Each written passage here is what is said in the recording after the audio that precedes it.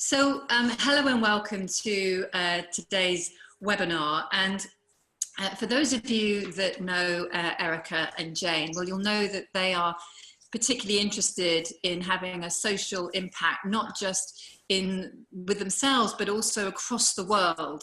And the nature of today's webinar is very much around how the inside out understanding and what that actually means when it comes to creating a change or change across the world. Is it possible?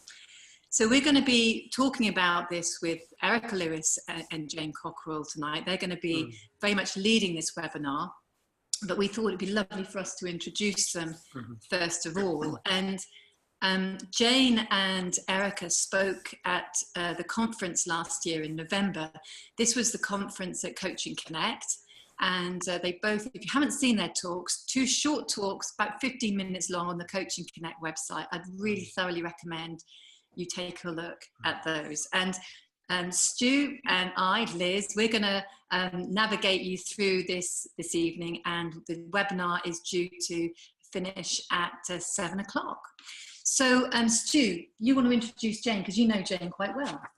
Well, I met Jane when we did the Super Coach Academy in 2016, and so we actually traveled on a plane together. I remember that, Jane, and we had a breakfast one morning. I remember that on Venice Beach. That's right. Yeah. So she's a fantastic woman, and we hope to get to know her a bit better on this call this evening. Jane, I see that you're a director of the Coloco Trust, and I understand that you're also doing some consultancy to other non-profits. So it'd just be great to get a bit of an introduction from you about what you're up to. Yeah, no problem. Thanks, Stu. It's yeah, I'm wearing quite a lot of hats, so it's helpful. So yeah, we met on the transformative coaching course at the Super Coach Academy, and that really was the pivotal point for me in terms of changing, sort of shifting the focus for me slightly in terms of the amount of time I was spending kind of directly running non-profits, and what I wanted to do was kind of spend a bit less time doing that and a bit more time helping other people, and particularly those who were involved in leading or as who were working in those kind of environments, that, you know, anything for sort of social impact, where I kind of say where people and planet are as least as important as profit. So essentially what I've been doing is I still work, as you mentioned, as part-time as the director for an organization called Coloco Trust. Coloco is the name of a hill in Zambia. And the rest of the team, apart from one person who's based in Brighton, are all in Zambia. The wonderful thing about that, apart from the fact that it gives me kind of very, very flexible working hours and working arrangements, is that essentially the whole thing was really driven by the Zambian colleagues. And so it means that there's a really interesting kind of a coaching role that I can take in relationship to my peers kind of in the field as well. When I go and see Willard, who's the director in Zambia, I get to work with him as he's the boss, and I'm kind of responsible for funding and I guess some kind of oversight. I kind of audit, but a lot of it is us throwing ideas around. So I really like the way that not only have I sort of moved time-wise to doing kind of less full-time, but also the nature of my role has shifted from sort of direct CEO control, as it were. not that I love the idea of control at all. but now I'm kind of using coaching and influencing and kind of slightly different facilitation skills in that organization. So I'm that with colleagues in Zambia, and then working also increasingly now within non-profits, working with leaders and boards and doing strategy days and helping them work through organizational stuff as well. So sorry, that's a long answer to a short question. Well, that's great. It's good to see that you're busy. And Erica Lewis lives in Devon, very close to us actually, Devon in the UK. And I've known Erica for quite a while. In fact, Erica was the person who started me on my journey when it came to the 3 principles and the inside out understanding. And Erica, you're a coach, you're a writer, you run groups for people, you are very much interested in social activism and campaigning. Anything else you want to say about yourself by way of an introduction? Well, I mean, I suppose the other side of what I also do is that I'm a trustee of 2 charities. One, Transition Homes, is delivering sustainable, affordable homes here in Totnes, we hope. About to start building this year, we hope. And the other one is a peace charity, working with a couple of people who are all about peace and reconciliation, working at the grassroots of people who are on opposite sides of conflicts, bringing them together. So that's the sort of activism side of my life, if you like, as well. And I mean, I coach a range of people, but I am particularly drawn to coaching those who are themselves interested in making some kind of a difference to the world in the spheres of social justice or environmental action or anything like that. That's great, Erica. So just to launch off this particular webinar, it's just really good, I guess, because we're looking at this from something called the inside out understanding, the 3 principles. This is just a very broad brushstrokes to set the context of what we're talking about. Guys, how do you explain or describe the 3 principles of the inside out understanding? I'm going to ask both of you to kind of give your take on what we're talking about, and then we're going to launch very much into the webinar itself, which is around social impact and sort of changing the world with this understanding. So Erica, I'm going to go to you first. Well, very simply, the inside out understanding is a recognition that and it's quite a radical recognition, actually, in that we are only ever feeling our thought in the moment. In other words, and thought being the energy that animates us and includes, you know, all of our thinking, be it conscious or unconscious, and that our feeling in the moment is only ever the flip side of that. And what that means is that we're not feeling our past or our future or other people or our circumstances. We're only feeling what's coming and going here and now in this particular moment. And we are, part of the whole human experience is getting caught up in believing those passing thoughts in the moment, which we may experience as being uncomfortable or negative or undesired in some way. But when we recognize that actually it's just a passing thing, like the passing weather, you kind of don't need to take it so seriously. And the other really important part of it is that we are an innate part of the whole universe, and we are perfect and fine and whole, just as, you know, as is the rest of nature. And that we can so easily lose sight of by getting caught up by the apparent vivid illusion of our thinking and feeling in the moment. And I mean, the implications of all of that are huge, but at their simplest, I guess it is just hugely liberating to realize that we are not our thoughts, we're not our feelings, we are this perfectly fine being, which just occasionally, part of the human condition, gets caught up, and that's it. Great, that's great. And Jane, anything else to add to that, to give this context? I think that's a brilliant explanation, and I guess for me, what I'm seeing it now is we're only ever experiencing thought in the moment. We are designed kind of for success in that this universal kind of goodness, this universal energy of life is what is going to help us self-correct if those things get difficult, and the deeper we understand this, the more liberation, the more freedom, and kind of a sense of ease comes into our world. So there are no tools, there are no techniques. It's a sense of a depth of a resonance of understanding when we see these things kind of, or we feel them experientially. And that's the beautiful thing with kind of working in any kind of situation where you can bring any kind of issue, any sort of work challenge, any personal challenge, and start applying these kind of principles. Then there is it's a different lens for resolving anything that looks like a problem. Great, thank you. So, I mean, that's really interesting what you were saying there, Jane. And I know with your background, you know, you've worked in different countries across the world, and you've really witnessed, I guess, humanity at its most poor and desperate in many ways. Yeah. And you talk about this design for success, and you talk about resilience and well-being. Can you, hand on heart, really say that is truly present when you're witnessing people who are starving, who really have no real future ahead of them and are right on the poverty line?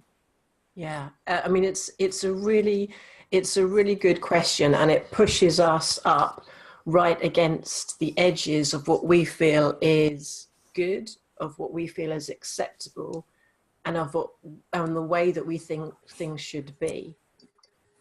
And those ideas that we have are our ideas, are our own thoughts, our own projections of the way something should be. And from working in closer proximity with folks in those types of environments, it seems to me that I've witnessed this incredible resilience, this incredible optimism, this incredible capacity for growth, for change, for adaptation.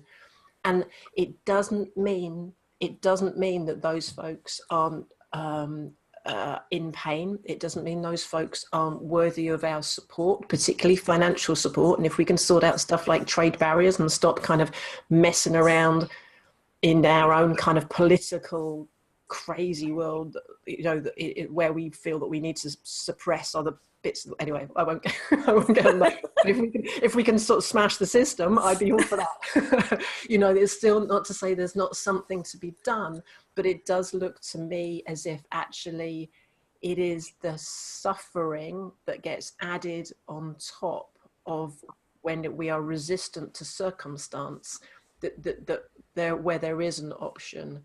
And actually, the less of that there is, the more resilience, the more bounce back ability people have.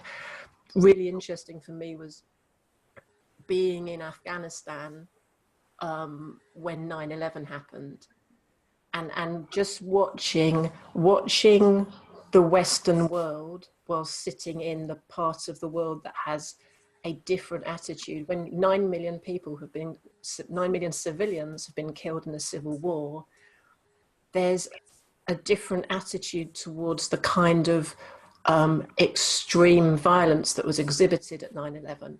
And I'm not saying that's right, but it is interesting to see, conceptually, these ideas of liberty and democracy and what's right and what's wrong. I wonder how they're holding us back sometimes, or stopping us being able to enter dialogue for greater peace. So I think I'm really not trying to say that there's that any of this is easy or anything is right or anything is wrong, but it does resonate when I look at folks and go, that's a tough life, and you seem to be doing really well considering. So Jane, I'm curious too about how this understanding has really helped you in facing some of these, what must be at times, when you look at them, really frustrating circumstances. And you sort of alluded to it just now when you talked about trade barriers. And the sense of alignment to the people that you're supporting, at times it must be really draining for you and colleagues. So how do you see this understanding been of use to you and colleagues who work in that environment? Oh, that's a great question. And I think this probably speaks to one of the heart of the most interesting points we're going to talk about on the webinar, which is as my understanding of this has grown, has deepened, some things have shifted for me. I'm not judging stuff as wrong as much anymore. And in that, there's a relaxation, there's an opening to be more discursive, there's an opening to be more creative, there's a physical kind of relaxation that happens around with that. And I really do get the sense that I see more possibilities for everything from dialogue with somebody who's engaged in or supporting something which is, for example, harmful towards women, and actually trying to find a way of running a project in that community that would be beneficial without me coming in with rigid judgments of what should be going on, and more easily finding a solution. And my ease and well-being has increased in difficult environments, which means that I am easier to get along with, easier as a boss or a co-worker or a colleague, less kind of worried and controlling about trying to get things right. And so my sense is that my effectiveness, and most definitely my ability to play the long game, to be in this line of work for what's now 18 years, this has definitely contributed to that kind of sustainability of engagement with doing what I really want to do in the world. Okay, thank you. And I want to come to Erica as well, because Erica, I think what's really fascinating with the work that you're doing, you're very much interested in social activism and campaigning. And, I guess the question for me is, well, what use or what impact has this understanding had for you, and in particular around that area? And what potential impact does it have for people who are activists in the world? Well, there are several things. I mean, first of all, I think a lot of people who are drawn to activism and campaigning can quite easily get burnt out and get very caught up in a whole negative cycle, because we can get very caught up in overwhelm, in feeling guilty about not doing enough, and overwhelmed with just not knowing what to do next, because there is just so much that we could potentially do. And I think recognizing that our motivation, if you like, doesn't come, motivation doesn't come from guilt, it doesn't come from anger, it doesn't come from despair. And whilst all of those are very understandable human emotions to have in the face of the overwhelming numbers of crises and problems that there are in the world, they are not actually the root of the motivation for action.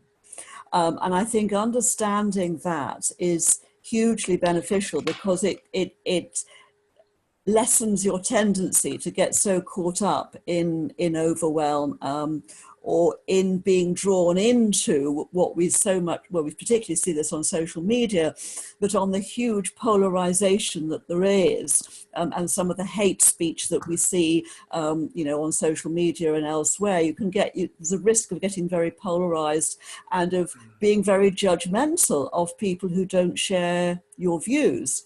And so what this understanding does is it really enables you to understand both how you yourself are working, as it were, and how, your own getting caught up in, anger, despair, any of those things is just a passing phase in the moment. And what the real motivation comes from is simply following the nudge from wisdom to take the very next step. So you may have a broad intent to make the world a better place, but what exactly you do for that is just a matter of following your wisdom in the moment. And also I was very struck by a TEDx talk that Leanne Mallet did recently, who's somebody in our community from Canada, some of you may know, where she talked about the fact that every act is an act of activism. You know, every decision we make, everything we do has ripples. And so, you know, your decision to, you know, use a paper bag rather than a plastic bag, you know, has ripples, or your decision to go on a march or not go on a march, you know, everything has impact. And so the tiniest things can have big ripples.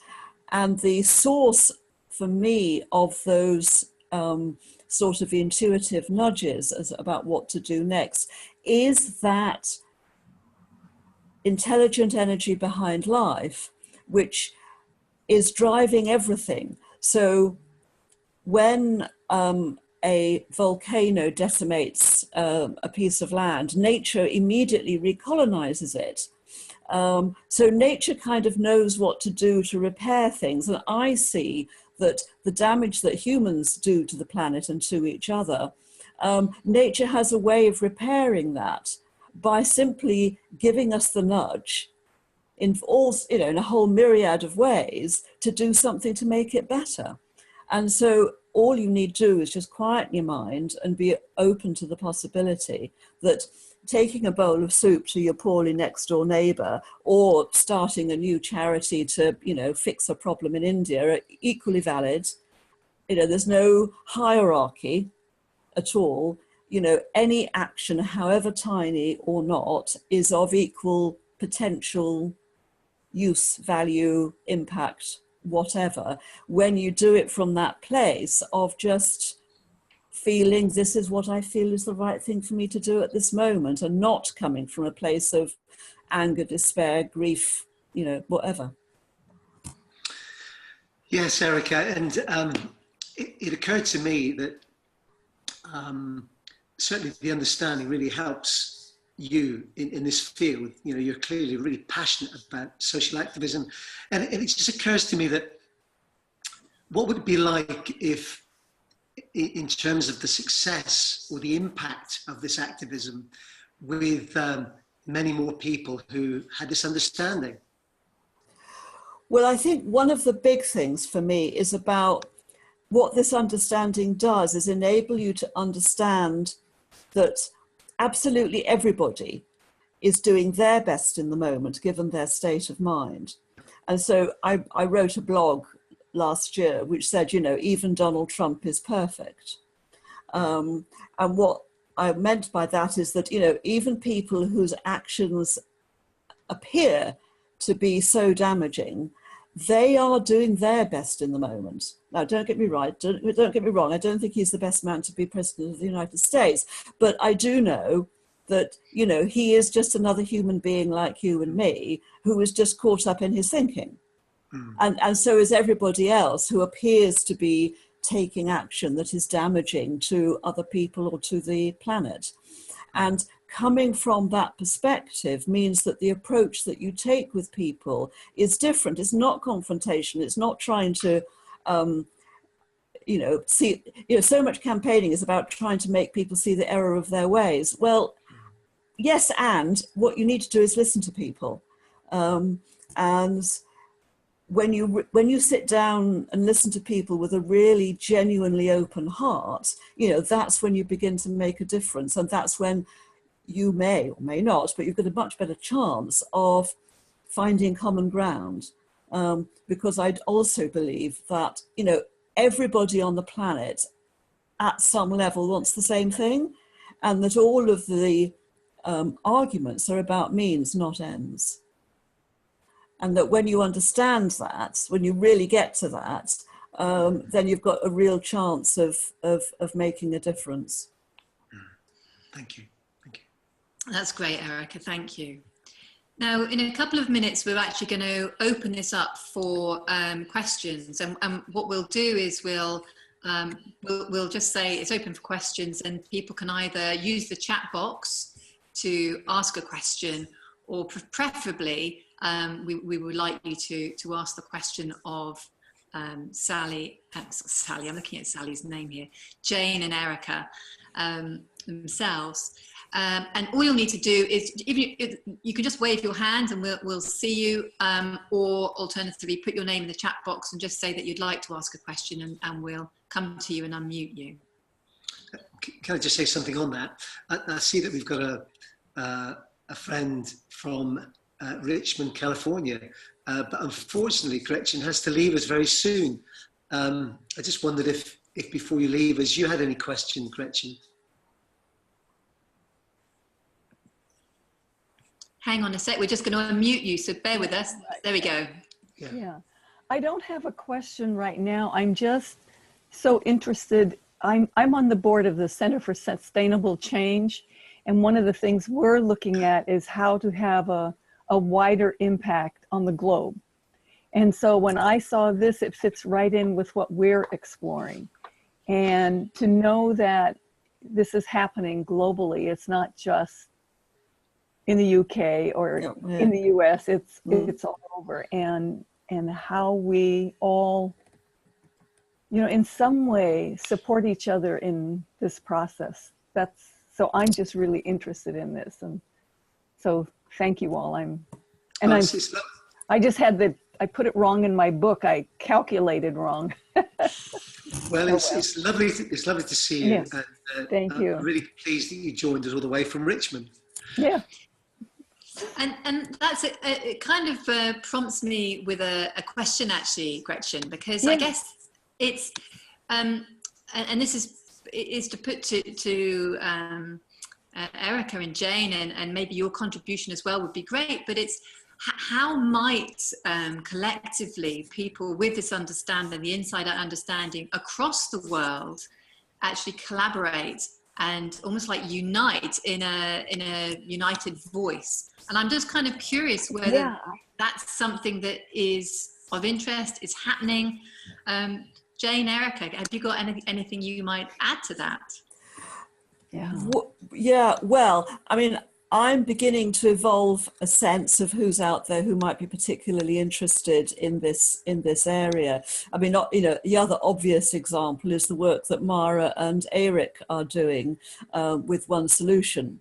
They're doing some extraordinary work at the moment in Chicago, but also they're working with colleagues, Stephanie in the Middle East, and doing some work with hoping to evolve some material for children and so on. And so there are a few different projects that are beginning to sort of gather together under the One Solution banner.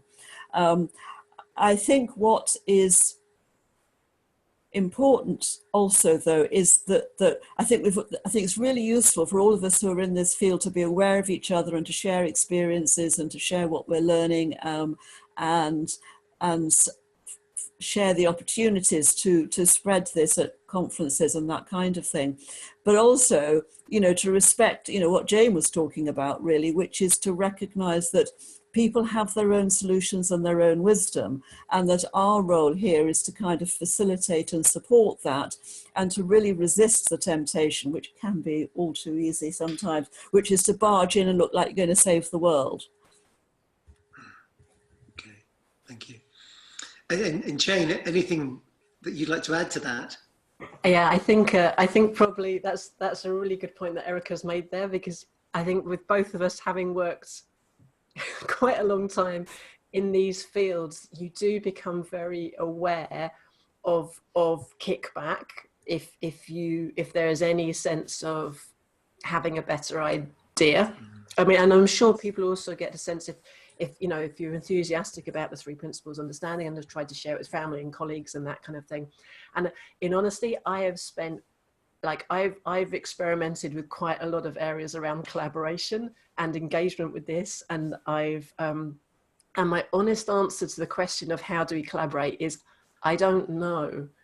But it does seem to me that there is something very powerful with being where you are and doing the small things. And if you are inclined to reach out to support people in your local area who you feel might be taking, who might be social activists or who might be doing something good for the world, and you feel that you can offer your support for that, my sense is still that that will bring its own momentum, and maybe to try and join everything up actually might, I don't know, but it might be a distraction from doing what we can locally. So this is really something I've been playing a lot with, and I can't go into my stories at this point in time, but it's something very interesting about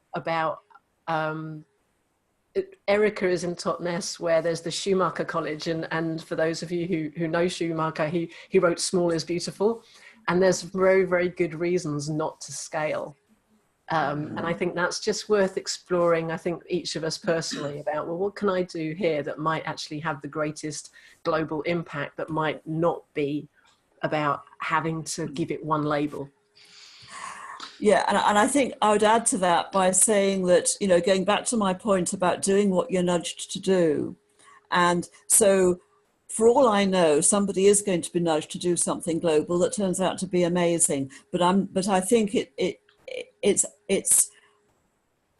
because this is a universal truth that is true for everybody, that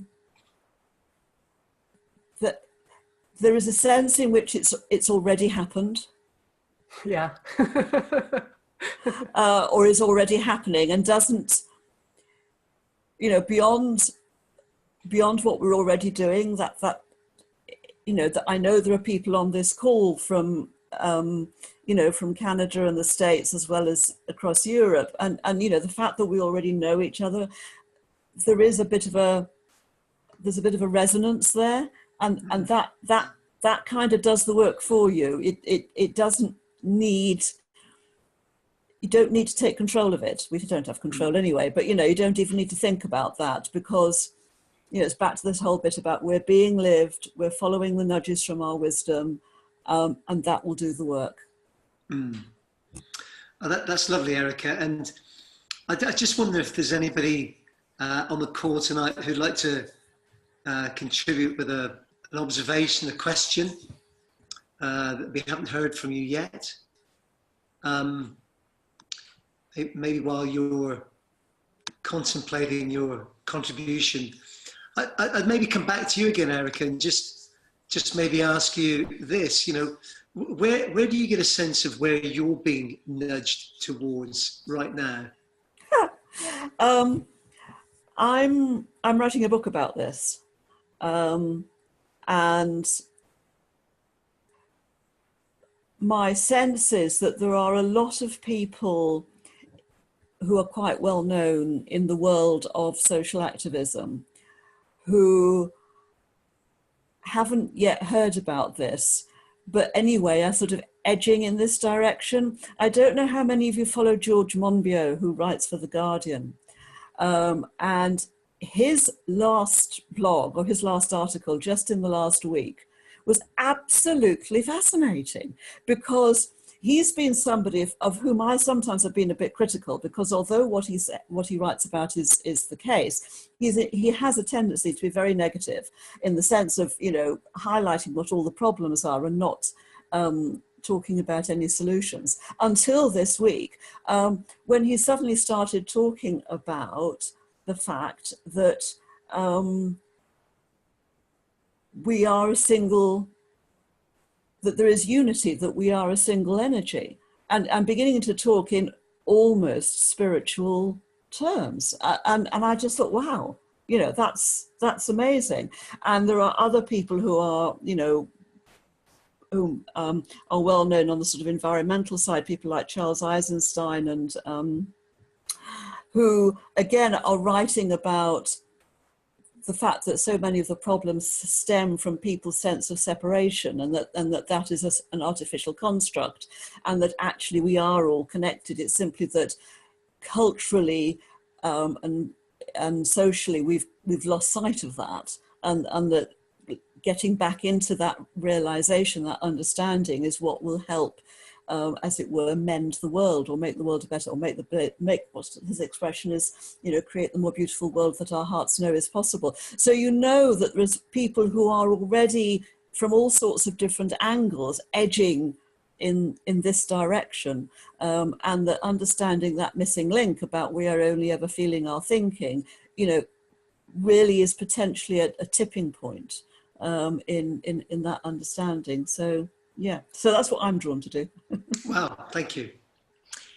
And Jane, what about you? Because obviously in the past you've been drawn to go abroad and support people in different countries.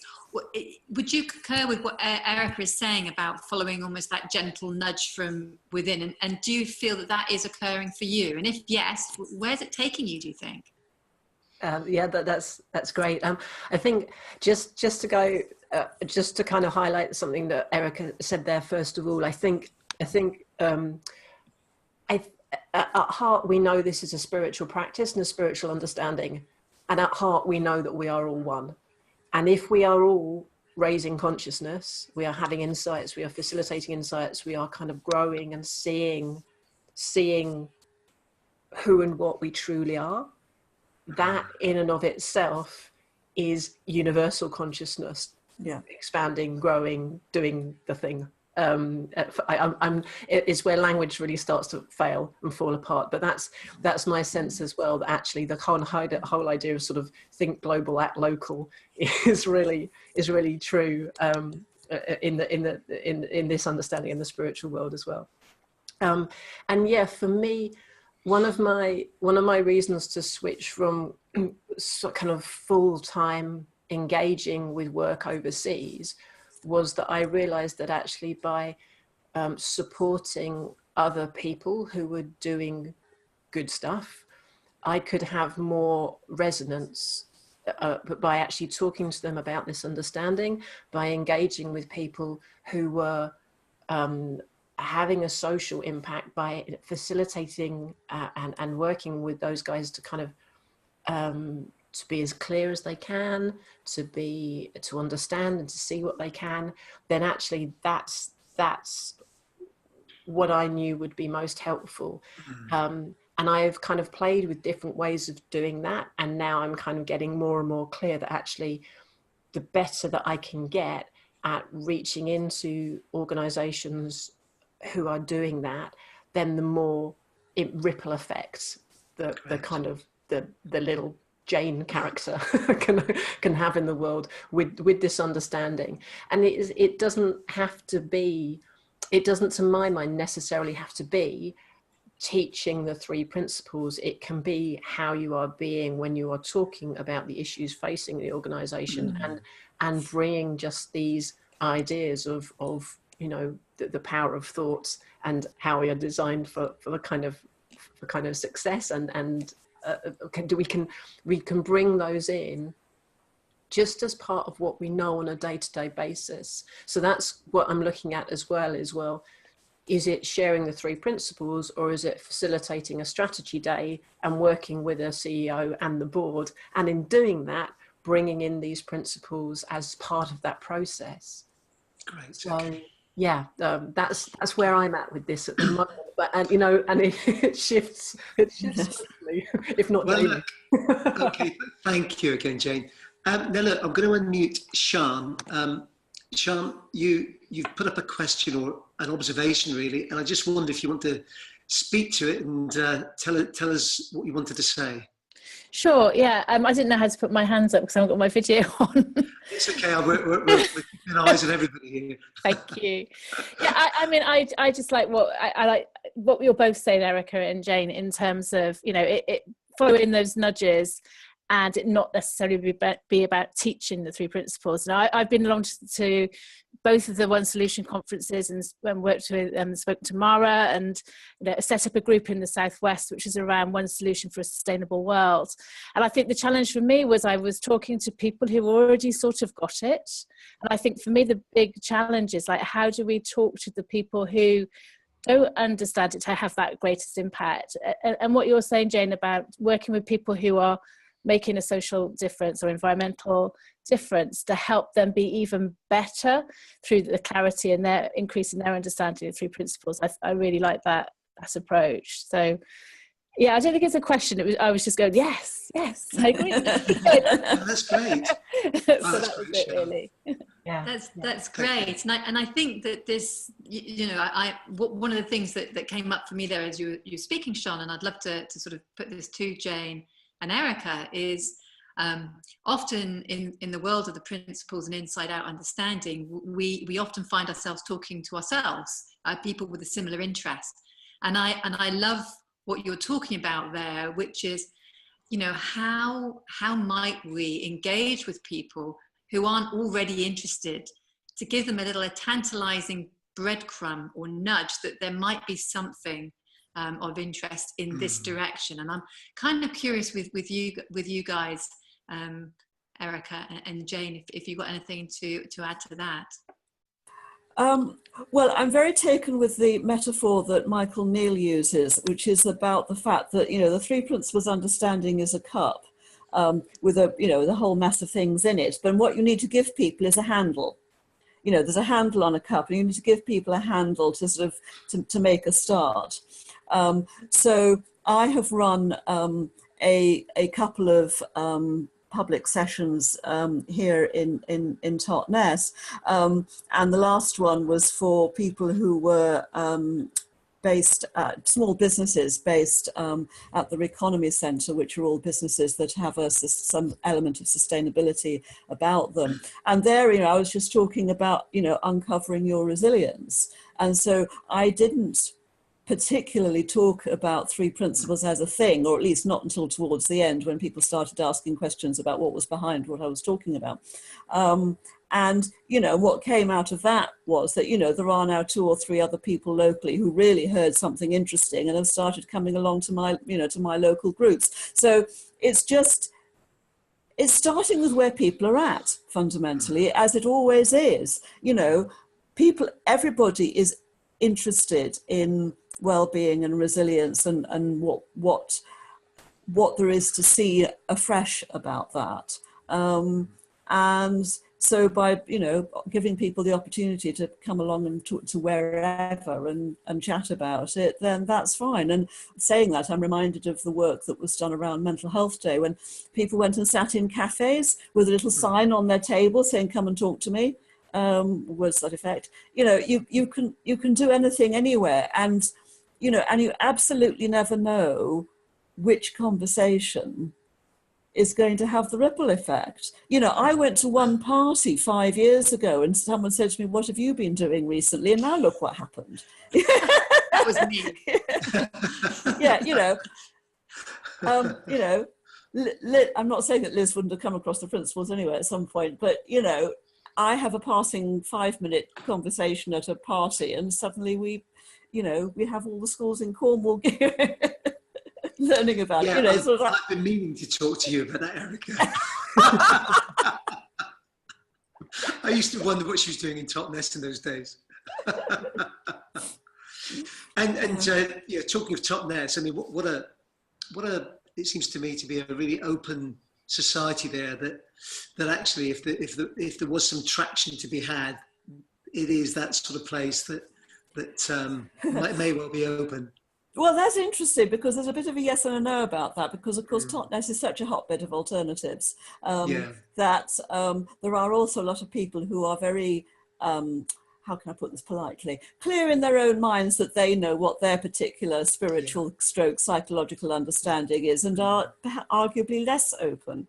And I always think it's intriguing when you listen to people like Jacqueline Hollows talk about the work that she does in the prisons, that people who are in prison, who've had very little exposure for the most part to any of this kind of thinking, get it so much more quickly than people who have been sort of searching, you know, for enlightenment for decades.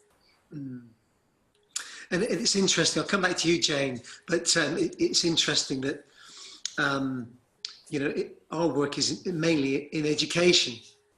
And we talk to them about this being really useful in terms of well-being, and it's who hears something that then goes on to surprise you. And we had a head teacher who wanted to actually share what he knew with some of his colleagues, and it was just a very simple message. And the feedback that he had from one of the teachers was, it was something like, what you said today in that meeting could be the most important thing you've ever said to your teaching colleagues. And it just sort of blew me away that there was that sort of listening, which I think it sort of, it reflects that there's some hope in a profession that they seem to believe the narrative that they're all under the cosh, and that there is some hope that they can just do what they're passionate about, which is educating young people. So Jane, it's just sort of continuing the theme really about how we actually take this further. Maybe the question to you is, what's the thing that's nudging you along now? Yeah, I think it's a really, really good question. And what I've noticed, I've kind of had to think, well, I've got quite a lot of things on. And who can I be in conversation with or in connection with that's going to create the most? Because what I found was I ended up in a lot of 3P groups, and I ended up talking to a lot of my friends from Supercoach or other colleagues about 3 principles. And to some degree, that was some kind of lack of confidence, or kind of a sense that maybe I do need to know more. And I think what started to occur for me is I just kind of need to really not just walk out into the world, but not close the door on that at all, because there's so much value and I have so much gratitude for all of the things that I've learned and I've seen. But there is a real sense of, okay, if I want to get serious, about making a difference, I have to make the difference and not be in conversation about stuff that I find interesting, enjoyable. I kind of had this moment where I sort of was, admittedly, it involved crying on the floor, but it was like, I'm running a business. This isn't my personal development mission, and it is not that the business aspect is kind of like a big thing, it's not like a money thing, but it's just like, it's a mission, or it's a creative project to get out there and do this thing. And I think for me, that's what I've been seeing. And I've no doubt that there's a lot of folks who got that a long, long time ago, but that's really what I've seen, I think, over the last, say, 6 months, has been shifting more and more. It's like, I've got a limited time. I've got to be doing the things that help me get in contact with folks I think I can help. And even if I think I don't quite get it yet, even if I don't think my grounding is good enough, even if the usual thing, because I get caught in the stories, just kind of, there's sometimes there's that kind of sense of, getting on with it. So that's certainly not a prescription for anyone else, but that's an honest take on where I'm at. One step at a time. Mm-hmm. Yeah. That's Okay. great. So I'm kind of curious if there are any other comments or questions. If your video is on, you can wave, and if not, you can add a comment in the chat box, and we will either read it out or come to you. That would be great. Yeah, I just wonder if there's anybody sort of inspired by what's been said here tonight that thinks, we could be doing some more here. See, Molly's come to life there. Hi, Molly. Hi. I confess I've been multitasking. Yeah, it's okay. I get it.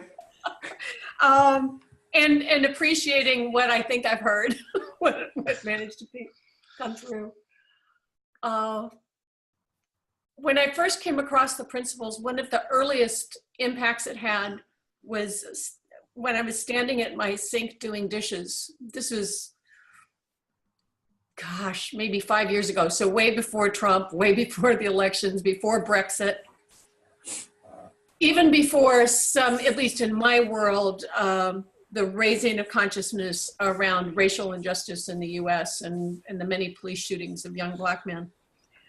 I'm standing at my sink and out of nowhere, I get this hit. Holy crap, I could get involved in politics or social justice again.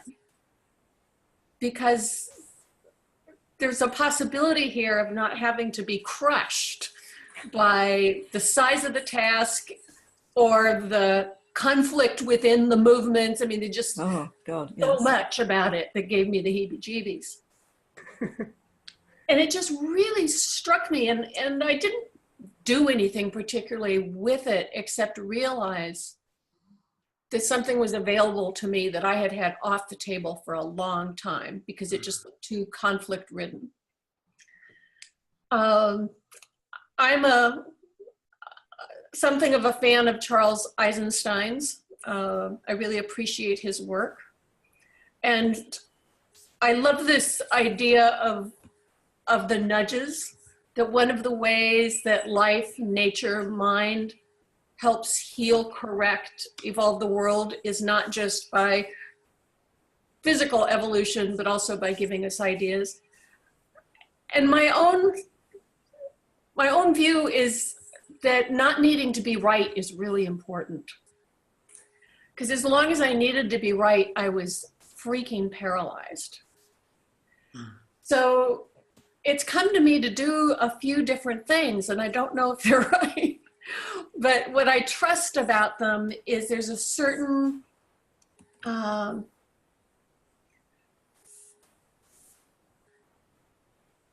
there's a combination of they're really interesting to me.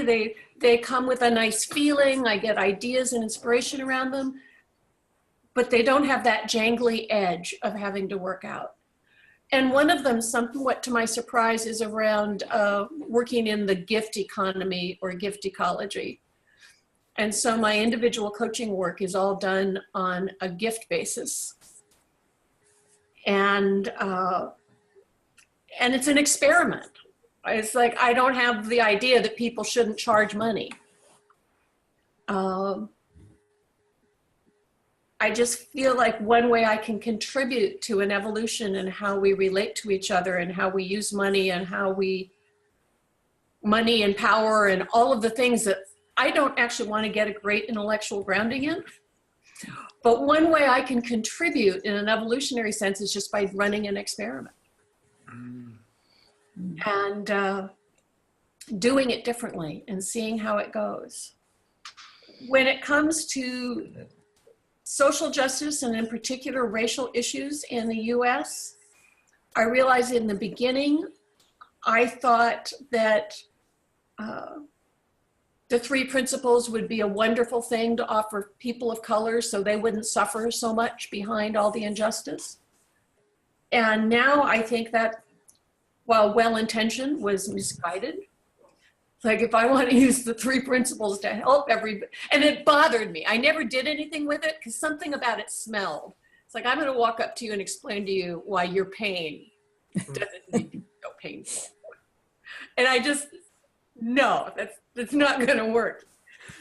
But what I do see now as a white female, a white woman in the US, is the opportunity to speak to my fellow white people, to help them see beyond the limitations of how they see race, in particular, groups of people who think that they are completely free of bias and prejudice and in no way responsible for systemic racism, which I appreciate. Nobody wants to be called a racist. No. Mm-hmm.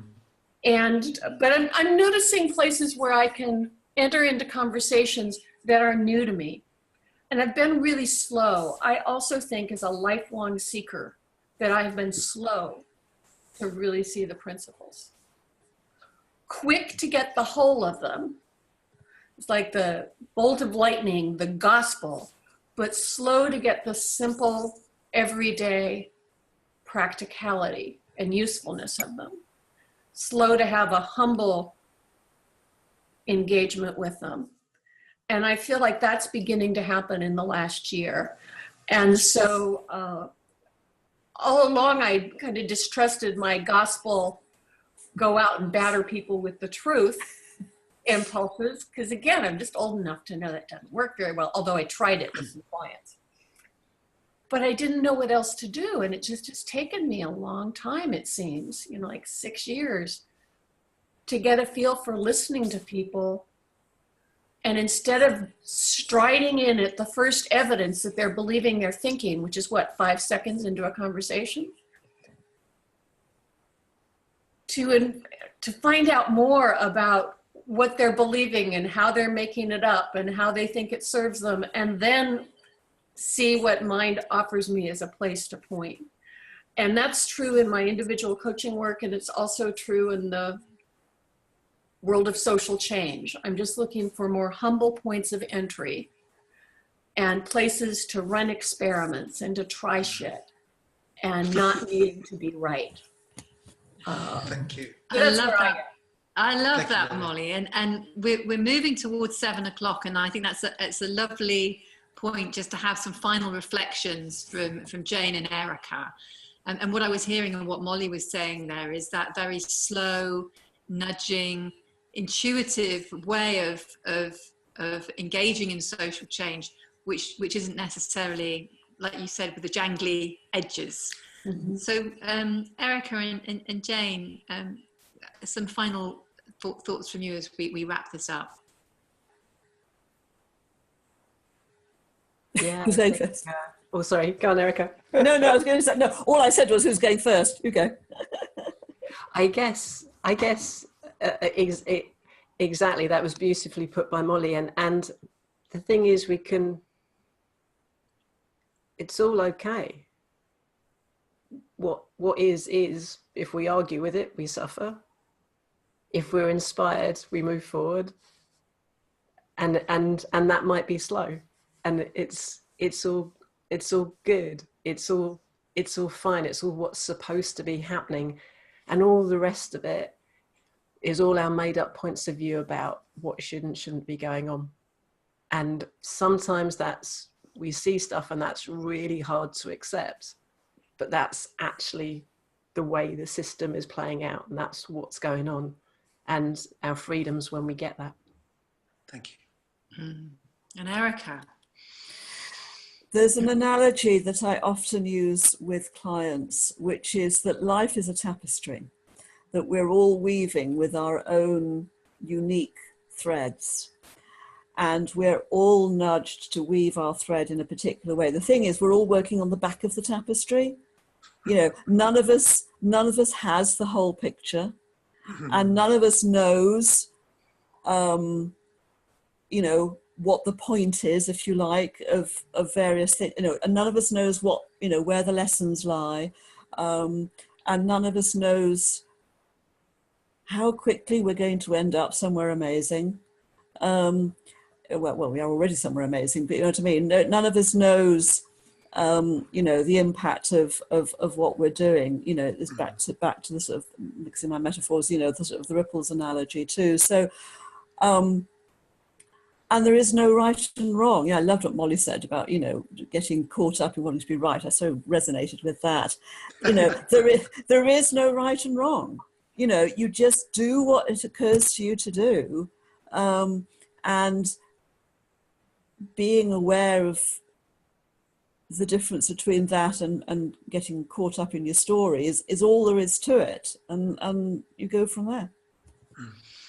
Great, thank you. That's really great. So we're going to draw this to a close in just a couple of minutes, and it's been so great to have Jane Cockerell and Erica Lewis here on the call with us today.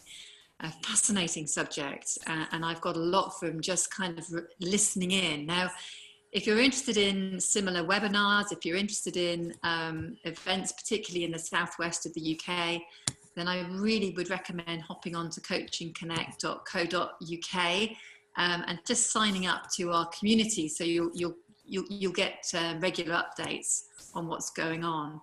And Erica and Jane, if people would like to contact you or find out a bit more about you after this this call, how can they do that? How can they find you online? Well, my website and book are called Inspiring Action. So it's www.inspiringaction.co.uk. Great. And Jane? Yeah, the name of my website is Omnianda, so OMNIANDA, omnianda.com. So you can find me there, or you can easily track me down on LinkedIn because I've got a fairly unique surname. Excellent. And if you're interested in mental health and well-being in young people, that's something that Erica and I are working on in the southwest of the UK, but we're hoping to video it as well. So this is very much around how we can support young people, but also support the people that support them. And we're going to be running a conference in July. So we'll keep you updated with that if you sign on to our newsletter. And Garrett Kramer is coming to Devon in April. Yes, Garrett Kramer in Devon on the 27th of April. He's coming to Exeter. We're really chuffed that we've persuaded him to come to Devon. That'll be a first for him. So yeah, please, we've just started to promote the event. Tickets are available. And if you look at the Coaching Cadet website, we're going to have something up there pretty soon, aren't we? Yes, tonight. That's my job after this call. So I just want to wrap up and say thank you very much, Erica Lewis and Jane Cockerell, for joining us this evening. And thank you, everybody else from all over the world. And hey, isn't this amazing, like, that we can just connect like this and have a chat in our own homes with people from all over the world and just kind of hang out and talk about such a rich and nourishing subject. So I just want to say thank you to everybody. It's been an absolute delight with you all this evening. So thank you both, and thank you, everybody. Thank you from me. Thank you. Thank you. Bye. Thank you.